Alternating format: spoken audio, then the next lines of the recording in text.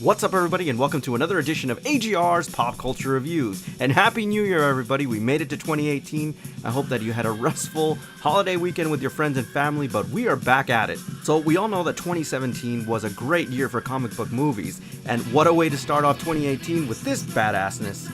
Now, I don't know what it is about Marvel films, but they just seem to get everything right in terms of the story, the right action, and especially the casting. Now, Chris Hemsworth in the role of Thor was absolutely perfect. It was something that was just kind of genuine, and it looks really cool on screen.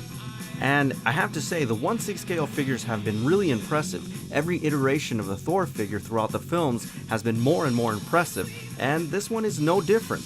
So let's start 2018 off right. Today we're going to be taking a look at the Hot Toys SideShow exclusive Thor Ragnarok Road-Worn Thor 1/6 scale version. Let's take a closer look. Now, I own several of the Thor 1/6 scale figures from Hot Toys, and I have to say, by far, this is one of the best head sculpts.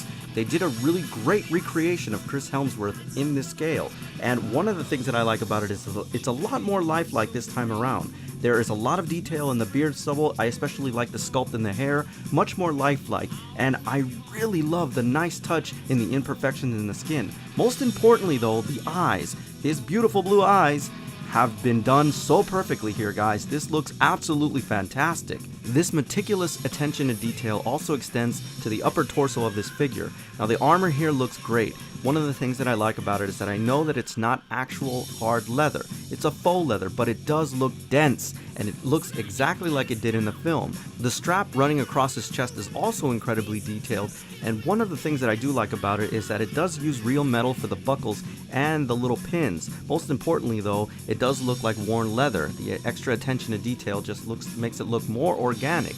So a really great job all around.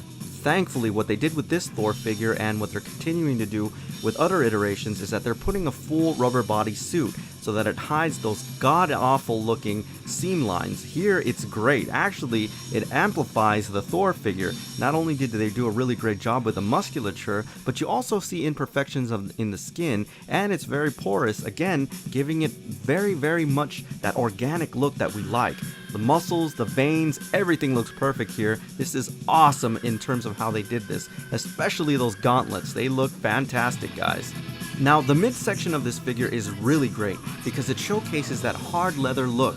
It looks awesome, guys. I especially like the different textures. You have that blue undershirt underneath his armor, then you also have those kind of straps there, and you have that kind of felt looking guard that he has in the front of his crotch area, which looks great. The strap also looks fantastic. I love those rhinestones, and the buckle is really detailed, and they did a wash on it so that it really stands out. So overall, really great job. I especially love the fact that they gave you that chain that we see in the film, and it's actual metal. It also doesn't feel cheap at all. It's actually pretty dense. Not to mention that it's really detailed and it's finished in this kind of lackluster silver, which looks really good against the figure. Now, of course, again, this is a Hot Toys figure, so the materials that they always use are very high end, and again, it is in a different price point. The trousers here are done very well. I especially like the stitching. This looks like actual leather, and again, it looks like an outfit that he would wear, just recreated in 1/6 scale. Most importantly though, I love the details, especially with his knee guards. They did kind of a wash on this, so to speak, or some highlights that made it look different from the rest of the fabric or the rest of the material. It really pops out at you, and I think it was a really well done job. Most of the time in films, and I've mentioned this in other reviews, you don't always get a chance to see what they're wearing in terms of their boots. But here, if this is a perfect recreation of the film, it looks great because of the fact that you have these really nice sculpts in the straps going all around 360 around the boot, and it looks awesome, guys. I also have to mention that the boots here are also modularized in terms of the sculpt. It's not monolithic, which adds a little more flexibility to the boot for additional dynamic poses, so you don't have this figure static all the time. Now, by far, one of the hallmarks of this figure, and definitely where it shines, is in the cape and the cowl. It looks absolutely stunning. They did a really great job in making sure that it was worn, and it looked like it was in freaking hell, for God's sakes, when we see him at the beginning of the film. Most importantly though, they got the right shade of crimson just perfect, and the folds here really do look good, guys. Most importantly, at the bottom of the cape is where you really see the detail. They have that mud, and especially the tears at the bottom of the cape really look fantastic, guys. And the camera is really not doing it justice, but A lot of detail went into the preparation of making sure that this cape was perfect. Now, apart from the outfit, which is freaking awesome, the thing that makes this a Sideshow exclusive is the skull of Surtur that we see in the film.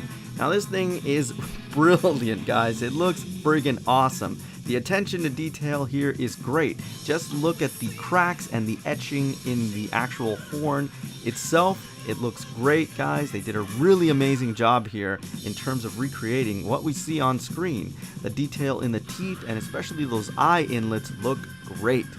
What makes it even more impressive is that they did a very unique thing to magnetize this to the back of Thor's back, which is awesome. Now, of course, this figure comes with Mjolnir, Thor's hammer, and the really cool thing is that they actually give you two.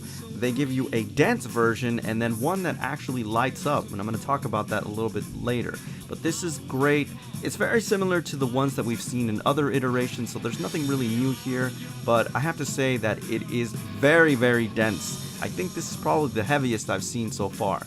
Now at this point, these bases are kind of standard and you can really swap them out for anything as long as you change the kind of face on top. Now, they did use a very unique color here. I do like that the chains cross. It does read Thor Ragnarok from the film, but apart from that, it's not very special and it just kind of looks like every other stand. But like with all Hot Toys offerings, they do give you this really nice plaque at the lip of the base, which reads the name of the figure, in this case the version of the figure, which is the road-worn Thor. Now, you don't get too many accessories with this figure. As I mentioned before, they do give you a second hammer, and the reason that they give you a second one is because this one is a light-up one. They also give you this part that you can put on the actual hammer so that it kind of lights up with it, and it's a very interesting effect. They give you the 3 batteries, and if you'll look closely at the hammer, you'll see that there is an area where you actually put the batteries in. But just be very careful, guys, because like with all these smaller parts, you might lose them if you don't leave them in the tray sometimes. And speaking of things that you will actually lose, the only other accessories that you really get are 2 additional link chains that you see there, and also 2 pendants that go on the actual cape. But guys, be very careful with these things. When I opened this box, they flew everywhere, and I had to take an hour out of my day to find these things on the floor. So if you can just leave them in there, I recommend to just leave them in there. And finally, guys, rounding out the last bit of accessories are 6 additional hands for various poses, and I have to say that they're pretty detailed, and because of the fact that you get so many of them, you can get some really dynamic poses. So I recommend, guys, a lot of collections that I see, these figures are pretty static. You can do some very cool poses with this one.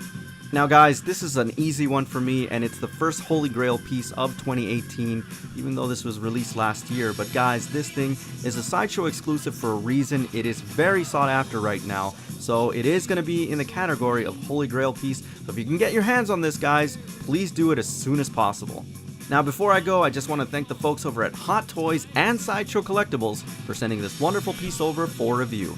Alright everybody, so that's my official review on the Hot Toys Sideshow exclusive Thor Ragnarok road-worn Thor 1/6 scale figure. As always, I thank you for tuning in, and I'll see you on the next AGR's Pop Culture Reviews.